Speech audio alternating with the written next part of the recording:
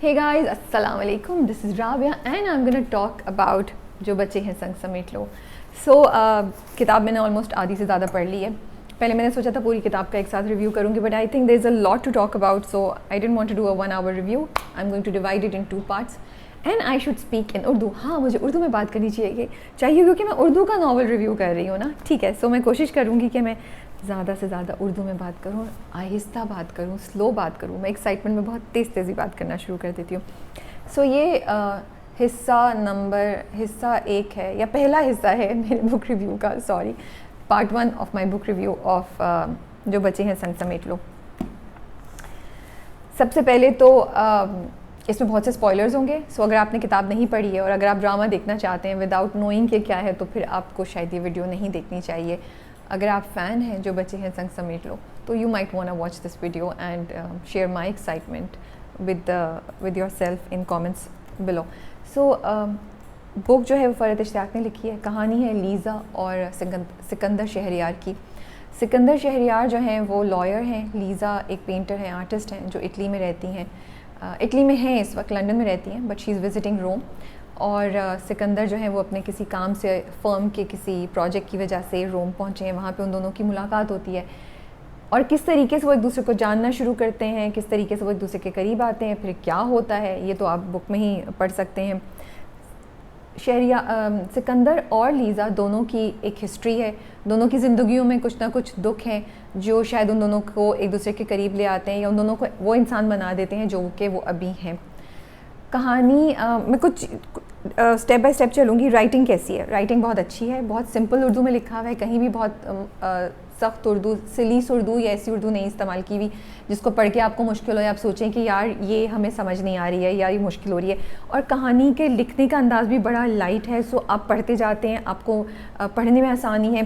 क्योंकि कई दफ़ा ऐसा होता है कहानी बड़ी इंटरेस्टिंग होती है, लेकिन जो लिखने का तरीका है या जो अल्फाज इस्तेमाल किए गए या जिस तरीके से लिखा हुआ है वो बहुत हैवी होता है. It's not connecting with you. लेकिन ये कहानी जिस तरीके से लिखी हुई है ये बहुत ईजी रीड है. चलें अब आते हैं हम स्टोरी की तरफ. उससे पहले मैं कैरेक्टर्स कर लेती हूँ कि स्टोरी का पार्ट मेरा काफ़ी लंबा है. Characters are all very very well defined. हर कैरेक्टर जो है ना उसकी एक प्रॉपर शबी है. आप बता सकते हैं कि लीज़ा इस तरह के कपड़े पहनती है, उसको ये पसंद है, वो ये करती है.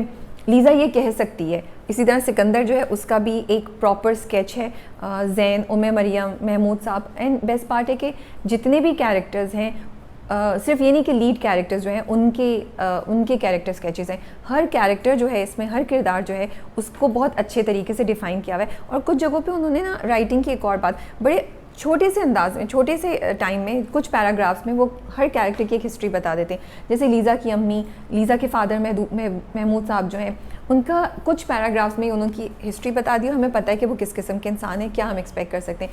लीज़ा के घर जो वो खातून रहती हैं जो उसका ख्याल रखती हैं, उनकी भी हिस्ट्री बता दी.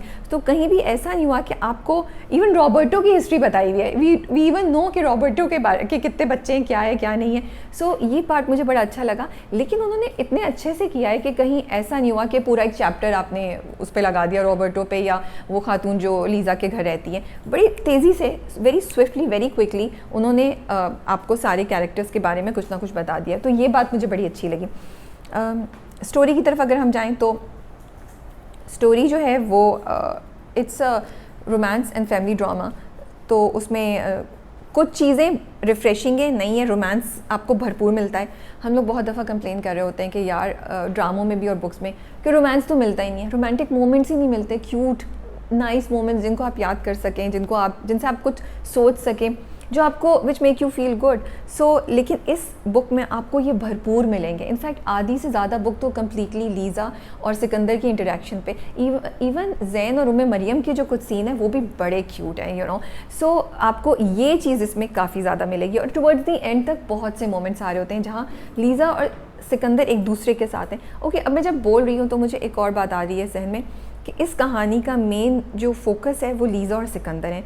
सो थ्रू आउट आप, क्योंकि यूजुअली ऐसा होता है आप कोई कहानी देखते हैं तो उसके जो आसपास के किरदार होते हैं उनके साथ डायनामिक्स और उनके साथ इंटरेक्शन बहुत होता है, और जो दो मेन किरदार हैं उनका इंटरेक्शन आपस में ज़रा कम होता है. इसमें इन दोनों का ही सबसे ज़्यादा है. So that's what makes it, I think that is why people love it. इसीलिए लोगों को ये बहुत पसंद है.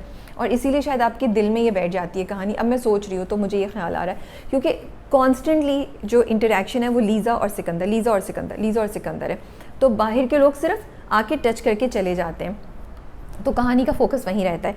सो मैं क्या कह रही थी, हाँ, कि रोमांटिक मोमेंट्स आपको बहुत मिलते हैं। जो हमारी कंप्लेन होती है कि हमें रोमांस नहीं मिल रहा, वो इसमें आपको भरपूर मिलेगा। और बड़े क्यूट मोमेंट्स हैं, जैसे एक दिन वो अपनी मीटिंग पे लीज़ा को बहुत सुना के उससे लड़ाई वड़ाई, उससे उस पर गुस्सा होकर, लड़ाई तो नहीं, उस पर गुस्सा होकर उससे रूड होकर सिकंदर साहब होटल आ जाते हैं और अपनी सुबह की ट्रेन मिस कर देते हैं। उनको मीटिंग पे जाना होता है और फिर वो किसको कॉल करते हैं, वो लीज़ा को कॉल करते हैं। लीज़ा उनको लेके जाती है एंड उस वक्त आपको इतना मज़ा आता है कि देखा तुमने इतनी बदतमीज़ी की थी, अब तुम्हें लीज़ा से ही बोलना पड़ा। सो इस तरह के बहुत से क्यूट मोमेंट्स हैं जिनको आप पढ़ के बहुत इन्जॉय करते हैं and it brings a smile on your face, you know. उसके अलावा बहुत सी नई रिफ़्रेशिंग चीज़ें इन दिस सेंस है कि आपको उनका इंटरेक्शन नज़र आता है, लेकिन कुछ बड़ी ही कुछ चीज़ें स्टोरी में वही घिसी पिटी हैं और वही पुराने कॉन्सेप्ट्स हैं जिनको आप, कुछ चीज़ें स्टोरी में वही पुरानी हैं जिनको आपको देख के होता है कि यार इससे हम निकल क्यों नहीं सकते। लेकिन आपको ये बात भी जहन में रखनी पड़ेगी कि ये नावल बहुत अरसे पहले लिखा गया था। अब आई एम होपिंग कि चीज़ें चेंज हो रही हैं एंड आई वांट कि चीज़ें चेंज हो। जैसे जब सिकंदर के बाप का जो फादर होते हैं वो उसको घर से निकालते हैं, तो मैंने सोचा कि यार आपका लाडला बेटा है एंड स्टार बेटा है आपका, आप उस पर इतना प्राउड फील करते हैं, इतना उस पर एतबार करते हैं, आप एक दफ़ा रुक के उससे पूछेंगे नहीं, उसकी साइड ऑफ स्टोरी नहीं सुनेंगे। एक अनजान लड़की जो आई है, आपने उसकी पूरी बात सुन रही, even if you are 100% sure कि ये उसने जुर्म किया है, आप 1 मिनट के लिए उसकी बात तो सुने। तो मुझे ये एक बहुत बड़ा फ्लॉ लगा कि बाप ने बिल्कुल उसको निकाल दिया। आगे जाके स्टोरी में वो थोड़ा सा उन्होंने एक्सप्लेनेशन दी कि बाप की अपनी इनसिक्योरिटी, बाप का अपनी हिस्ट्री है विच plays a part in it, but still I felt कि थोड़ा सा इसको थोड़ा बेहतर तरीके से हैंडल किया जा सकता था। कुछ ना कुछ, मतलब वो जो द फैक्ट कि he did not even listen to him even once, वो मुझे उस पॉइंट पे बहुत ज़्यादा ऑकवर्ड फील हो रहा था। आगे जाके वो थोड़ा सा आपको समझाते हैं, इसकी भी एक एक्सप्लेनेशन आती है, लेकिन वो मुझे लगा इतनी जस्टिफाइड नहीं थी, जो मैं अभी नहीं स्पॉइल करना चाहती आप लोगों के लिए, जिन्होंने वो देख लीजिएगा। ठीक है, अब मैंने पॉइंट्स लिखे हुए, सो इसलिए मैं नीचे से देख के बात करती जा रही हूँ। स्टोरी इसलिए भी इंटरेस्टिंग है कि मोस्टली हम लोग औरतों के पॉइंट ऑफ व्यू से बात करते हैं, इसमें फॉर अ चेंज पहली बार हम मर्द के पॉइंट ऑफ व्यू से बात करें। Romance, love story, everything is from Sikandar's point of view. Liza का पॉइंट ऑफ व्यू तो बहुत कम आपको पढ़ने को मिलता है। ट्रॉमा, किस चीज़ से गुजर रहा है मर्द, क्या उसके चैलेंजेस हैं, वो दुनिया को कैसे देखता है, वो रिलेशनशिप को कैसे देख रहा होता है। तो ये एक मुझे बहुत रिफ़्रेशिंग चेंज लगा है कहानी में, क्योंकि मर्दों का पॉइंट ऑफ व्यू हम कम सुनते हैं या उनके बारे में हमें कम एहसास होता है। और एक और चीज़ भी है, क्योंकि हम मर्दों के पॉइंट ऑफ व्यू से बात नहीं करते, हमने मर्दों को बहुत सख्त जान भी एक्सपेक्ट करना शुरू कर दिया है। हम उनको समझते भी सख्त जान है, और उनका जो एक सॉफ्टनेस का हिस्सा है उनकी पर्सनालिटी का, उसको हमने इग्नोर कर दिया है। हम उनकी चीज़ों को समझ नहीं पाते। तो ये जो बुक है ना, ये इस चीज़ को चेंज करती है, because constantly you are thinking from Sikandar's point of view. For example, जब वो दोहा चला जाता है तो वो कितना खूबसूरत मोमेंट है, पूरा हिस्सा है जब वो बार बार याद कर रहा होता है कि वो ऐसे मुझे बोलती थी, वो ऐसे मुझे कहा करती थी, उसके बारे में सोचता हूँ, उसके बारे में सोचता है, सोचते सोचते उसको नींद आना शुरू हो जाती है। फिर उसके बाद जब वो भागता है मॉल में, किसी को देखता है तो समझता है लीज़ा है, उस लड़की के पीछे भागता है, वो लीज़ा नहीं होती। तो यू नो, उसका सारा पॉइंट ऑफ व्यू उन्होंने बताया। बाप के बारे में वो कैसा फील करता है ना। सिकंदर के साथ 2 ट्रॉमाज हुए हैं बहुत बड़े ज़िंदगी में। दोनों ट्रॉमाज पे कि अगर एक मर्द के साथ ऐसा हो तो आपको कैसा फील होगा। जो सेकंड ट्रॉमा है, which is big spoiler please, which is a rape scene there. आप मर्द को हमेशा स्ट्रॉन्ग समझते हैं और आप समझते हैं कि उसके ऊपर तो कुछ बुरा हो ही नहीं सकता, लेकिन आपको रियलाइज़ होता है कि ये इंसिडेंट किसी के भी साथ हो, वो आपको ज़िंदगी भर के लिए स्कार कर देता है। आपके अंदर एक दुख, एक एम्प्टीनेस छोड़ देता है, जो बहुत मुश्किल से जाके कंप्लीट होती है। तो सिकंदर के साथ भी ऐसा ही होता है। उसके बाद वो ज़िंदा रहने की ख्वाहिश ही भूल जाता है ना। ट्रॉमा की जो मैं बात कर रही थी स्टोरी के बारे में, इतना अच्छा दिखाया है। एक तो मर्द के पॉइंट ऑफ व्यू से, सेकंड ये ट्रॉमा से अगर कोई गुजरता है तो उसका क्या बिहेवियर होता है, ये उन्होंने बताया है। और बहुत जगहों पे ना सिकंदर कहता है मैं अब जीना नहीं चाहता, हाउ कैन आई स्माइल। वो अपने आप को शीशे में देखता है smiling and he stop smiling.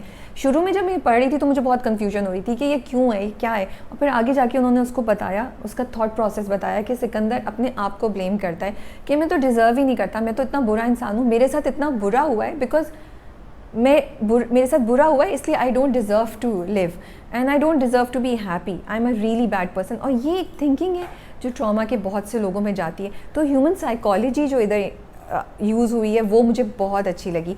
और ये तो बहुत एक्सट्रीम पे आपने देखा है कि सिकंदर एक दफ़ा इवन खुदकुशी की कोशिश करता है, लेकिन अगर हम अपने आसपास देखें तो बहुत से लोग जो होते हैं वो ज़िंदगी में ऐसे हो जाते हैं, वो अच्छे कपड़े नहीं पहनते, अच्छा नहीं खाते, तैयार नहीं होते, वो चीज़ों को अपने ऊपर हराम कर लेते हैं, बंद कर लेते हैं, क्योंकि उन्हें because they are thinking they don't deserve it, they don't want to live. तो ये जो एस्पेक्ट दिखाया थ्रू सिकंदर वो बड़ा अच्छा है, वो बड़ा इंटरेस्टिंग है। और वो एंड आई थिंक इन सब की वजह से you fall in love with Sikandar. मैं तो नहीं हूँ, आई लाइक सिकंदर, मेरे लिए सालार इज स्टिल एट टॉप, लेकिन फ्रॉम आबे हयात। लेकिन मुझे पता है कि सिकंदर की एक बहुत बड़ी फ़ैन फॉलोइंग है and I think that is the reason, this is the reason जिसकी वजह से बहुत सारे फैंस जो हैं वो सिकंदर को इतना पसंद करते हैं। Okay, I am just gonna look down again कि क्या क्या है। सो रोमांस की तरफ अगर हम आए तो जब मैं बुक पढ़ रही थी, पहली बार मैंने किताब पढ़ी थी तो आई वाज ओके, लेकिन जब मैंने दूसरी बार पढ़ी तो मुझे लगा कि जैसे Liza and Sikandar are soulmates. I love the fact he calls her Bella, मुझे इतना क्यूट लगता है वो जो उन्होंने ये एलिमेंट डाला है। और मैं लीज़ा को भी मैं रिव्यू भी लिख रही थी तो मैं बेला बेला लिख रही थी, मैं लीज़ा बोल ही नहीं रही थी। उसके अलावा मोमेंट्स हैं बड़े पोइटिक, बड़े इमोशनल किस्म के। जब हॉस्पिटल में पहली बार वो इतने सालों बाद सिकंदर जो है वो आराम से नींद सो सकता है तो लीज़ा कमरे में होती है, उस टाइम पे मुझे हिट किया कि maybe they are soulmates because वो कमरे में है और उसकी मौजूदगी से सिकंदर को एक आराम, एक सुकून, उसको वो पीस जो ढूंढ रहा है वो मिल रहा है और वो he is able to sleep after so many years. फिर वो उसके घर भी जाता है तो वो आराम से सो सकता है। कितने सालों से वो सोया नहीं होता है, वो दवाइयाँ ले रहा होता है और जब वो दवाइयाँ लेके सोता है तो उसको ख्वाब आते हैं, और अब वो जब सो रहा होता है तो उसको वो डरावने ख्वाब नहीं आते। फिर वो दोहा भी चला जाता है and when he starts thinking about her तो he is able to sleep peacefully. तो मुझे ये जो खूबसूरत एंगल्स डाले में फ़रहत इश्तियाक ने, ये जो कनेक्शन डाला हुआ है, ये मुझे बड़ा अच्छा लगा। क्योंकि बड़े ऐसे बाद ना मैं एक बुक पढ़ रही थी जिसको पढ़ के मुझे ये सब चीज़ें नज़र आ रही थी, जो एक कोई अफसानवी चीज़ भी नहीं हो रही थी, बहुत ज़्यादा अनरियलिस्टिक। दो लोग हैं जो कहीं भी मिले हैं और उनकी आपस में भी फ्रिक्शंस एंड कॉन्फ्लिक्ट्स हैं, लेकिन उनके दरमियान ये कनेक्शन भी है, वेरी ह्यूमनली पॉसिबल। अगर मैं सिकंदर और लीज़ा की कहानी से हटके उम्मे मरियम और ज़ैन की तरफ जाऊँ तो अगेन उम्मे मरियम और ज़ैन की कहानी में भी बहुत पोटेंशियल है, और जो उनका जानने पहचाने का टाइम है आप ज़ैन के लिए फ़ील करते हैं। यू नो, एक तरफ आपको चिढ़ भी चढ़ती है and you get irritated at him because आप तो थर्ड पॉइंट ऑफ व्यू से देख रहे हैं ना, एंड यू नो कि he is unreasonable and he is not unreasonable but you know कि उसके जो शिकवे हैं वो जायज़ नहीं हैं। सो स्टोरी में सिबलिंग राइवलरी और माँ बाप बच्चों के दरमियान कैसे फ़र्क करते हैं वो भी उन्होंने डील किया हुआ है। तो आप ज़ैन के पॉइंट ऑफ व्यूज़ को थोड़ा सा समझ भी रहे होते हैं और थोड़ा सा आपको चिढ़ भी चढ़ी होती है, क्योंकि actually you are pro Sikandar, ये कहानी में होता है। आप जब पढ़ रहे होते हैं तो कभी कभी किसी कैरेक्टर के साथ आप होते हैं तो आप दूसरे कैरेक्टर की जस्टिफाइड बात को भी कभी कभी एक्सेप्ट नहीं करते हैं because you are pro one character. So यहाँ पे भी यही होता है। लेकिन जब ज़ैन को उम्मे मरियम मिलती और ज़ैन खुश होना शुरू होता है तो एक्चुअली मैं खुश थी, I was very happy for Zain. I was like maybe अब ज़ैन हील हो जाएगा और वो सिकंदर से शिकवे छोड़ देगा, लेकिन उसके साथ शिकवा वहीं रहता है। फिर कहानी वो सारे ट्विस्ट जो लेती है वो थोड़ा सा अफसोस होता है पढ़ के, और यू विश के कोई और ट्विस्ट आया होता, बट खैर वो मैं second part of the review में बात करूँगी। अभी मेरे जहन में एक और बात आई थी, मैं लिख लेती हूँ, मैं इसको डील करूँगी। सो उम्मे मरियम और ज़ैन की कहानी भी बड़ी अच्छी है। सो दो love stories are going side by side and very different type of love stories. अच्छा, कहानी जो है ना वो फ्लैशबैक्स में पीछे सुनाई गई है तो वो बहुत मज़ा आता है, आपको क्यूरोसिटी भी रहती है। जिस तरीके से कहानी बढ़ रही होती है आपको थोड़ी थोड़ी कहानी पता चलती है, अच्छा सिकंदर ऐसा क्यों कर रहा है, ओ लीज़ा ऐसे क्यों बोल रही है, अच्छा ये हुआ था। तो एक पज़ल है जिसके पीसेस सॉल्व होते हैं but at the same time आपको और सवाल आते हैं और क्यूरोसिटी होती है and you want to know कि और क्या हुआ था। तो it's a very nice, very fine balance of telling you the story and keeping you engage and taking you to the next level. और फिर आहिस्ता आहिस्ता लाइक मेरे जहन में ऐसा है कि जो बच्चे हैं संग समेट लो, ऐसे एक पजल है, उसमें ये पीस आ गया, ये पीस आ गया, ये पीस आ गया, और जैसे जैसे कहानी मूव करती जाती है। मुझे नहीं पता ड्रामे में वो उसको कैसे हैंडल करेंगे, क्योंकि बहुत सी चीज़ें ऐसी हैं जो बहुत अच्छे से हुई और बड़ी इंटरेस्टिंग हुई, जैसे Umme Maryam, Liza, Kulsoom and you know so many other things, जो इसलिए आपको इंटरेस्टिंग लगी क्योंकि आप शक्ल नहीं देख पा रहे। कहानी में ना यू डोंट नो, नाम चेंज हो गया कि are they the same person और नॉट। ड्रामे में ये नहीं हो सकेगा क्योंकि आप देख रहे हैं उन इंसानों को। सो ये एक मेरा कंसर्न था। जो चीज़ मुझे नहीं अच्छी लगी, ये मैंने बहुत पहले एक रिव्यू किया था और तब भी मैंने ये कहा था, वो Sikandar is extremely rude with Liza and Liza उसकी रूडनेस के बावजूद उसके पास बार बार जाती है। तो मुझे नहीं समझ आती कि हमें अपने हीरोज़ को टॉक्सिक क्यों दिखाना होता है, बदतमीज़ी क्यों दिखानी होती है। I understand he is gone through trauma and he is very you know अंदर से इमोशनली स्कार्ड, लेकिन ये जस्टिफाई नहीं करता किसी इंसान का अपने आसपास के लोगों से बदतमीज़ी करना, स्पेशली उस इंसान से जो उसके साथ बहुत अच्छा हो। शुरू में ठीक है लीज़ा थोड़ी सी ज़्यादा थी, वहाँ तक तो मैं समझ रही थी कि ये भी क्यों पीछे पड़ी, इसको स्पेस क्यों नहीं दे रही है, लेकिन उसके बाद वो उसी को कॉल करता है मदद के लिए, उसी के घर जाता है रहने के लिए, वो हॉस्पिटल में उसका ख्याल रखती है, उसका इतना करती है, and he is so rude to her. And I wish कि ये बदतमीज़ी नहीं दिखाते हम दिखाते कि वो रिज़र्व रहता है, वो अपने आप में रहता है, और लीज़ा उसको अपने इस सर्कल से निकाल के ले आती है, इस यू नो लोनलीनेस से निकाल के ले आती है। हमें ये दिखाना क्यों ज़रूरी था कि सिकंदर इतनी बदतमीज़ी करता है? वो हीरो जिसको आप हमें दे रहे हैं, यू वांट अस, बिकॉज बाकी सब चीज़ें उसकी कितनी अच्छी हैं, मतलब वो उसकी रिस्पेक्ट, वो बाकी सब की रिस्पेक्ट करता है, अपनी माँ की इतनी रिस्पेक्ट करता है। उसके बाद द फैक्ट कि वो उसके लिए all the way he flies to Italy to be part to attend her the opening ceremony of her exhibition। और फिर उस वक्त देखें कितनी सॉफ्ट बात है और कितना अच्छा ये दिखाया सिकंदर में। उसको पता होता है कि लीज़ा उसको देख के बहुत खुश हुई है, और अगर वो इस वक्त एग्जीबिशन से चला जाएगा तो लीज़ा उसके पीछे पीछे चली जाएगी, तो वो नहीं जाता। वो लीज़ा से कहता है कि ये तुम्हारी जीत है, ये तुम्हारे यहाँ मोमेंट है, तुम इसको एंजॉय करो। और वो 2-2.5 घंटे पेंटिंग्स देता रहता है, घूमता रहता है, even though he is board. कौन करता है आजकल ऐसे? And I think that was such a beautiful thing that showed such a great, and he is proud of her, और वो उसको बिल्कुल जेलस नहीं है। तो ये सब चीज़ें बड़ी अच्छी आपने दिखाई। फिर आप ऐसे इंसान के अंदर ये दिखा रहे हैं कि वो बदतमीज़ी कर रहा है, तो मुझे नहीं लगता कि हमें ये दिखाना चाहिए, क्योंकि अच्छा फिर उसके बाद लीज़ा जो है वो उसकी कोई रिस्पेक्ट नहीं है, वो बंदा इतनी बदतमीज़ी कर रहा है, वो उसके पास जाई जा रही है। तो मसला क्या है? मसला ये होता है जब हम ऐसे रोल मॉडल्स देते हैं और जब हम औरतों को ये दिखाते हैं, तो हम ये कह रहे हैं कि बदतमीज़ी करो, लेकिन बदतमीज़ी को बर्दाश्त करो, सब्र करो, सब चीज़ें सही हो जाएंगी, तुम प्यार से बात करती रहो, वो मान जाएगा। I don't think real life में ऐसा होता है। अगर आपका शौहर या वो इंसान जिससे आप मोहब्बत करते हैं वो आपसे बदतमीज़ी करता है, वो आपको अब्यूज़ करता है, वर्बली, फिज़िकली, किसी भी तरीके से, वो वैसा ही करता रहेगा, वो चेंज नहीं होगा। एंड आप अपने आसपास इन एग्जांपल्स को देखें, आपको पता चलेगा कि ऐसा ही है।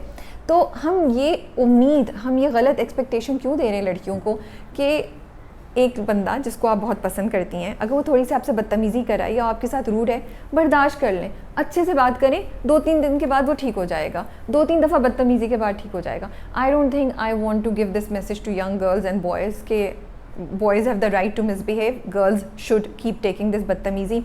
एंड दूसरी बात ये, I know it's very poetic, it's very beautiful the concept कि लीज़ा आई, उसने अपनी केयर से, अपनी मोहब्बत से सिकंदर को हील कर दिया।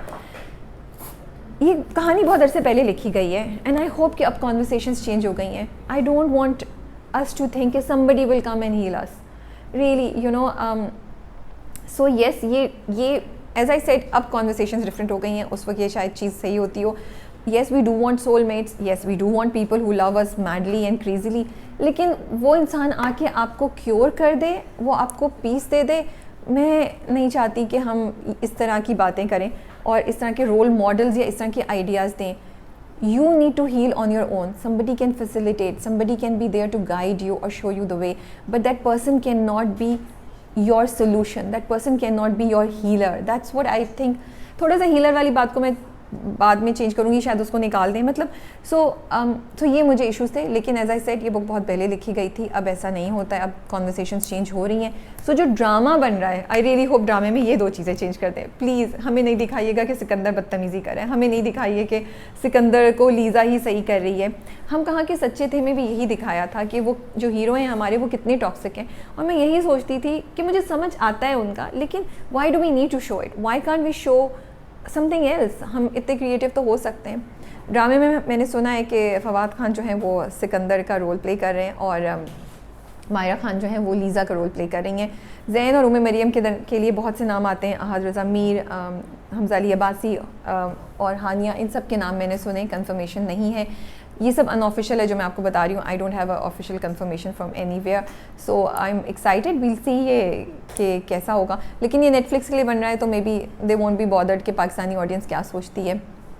बट आई वुड लाइक कि पाकिस्तान का प्रोजेक्ट जा रहा है तो प्रोग्रेसिव थीम्स और प्रोग्रेसिव आइडियाज़ हम दिखाएं अपनी सोसाइटी के बारे में, पाकिस्तान के बारे में।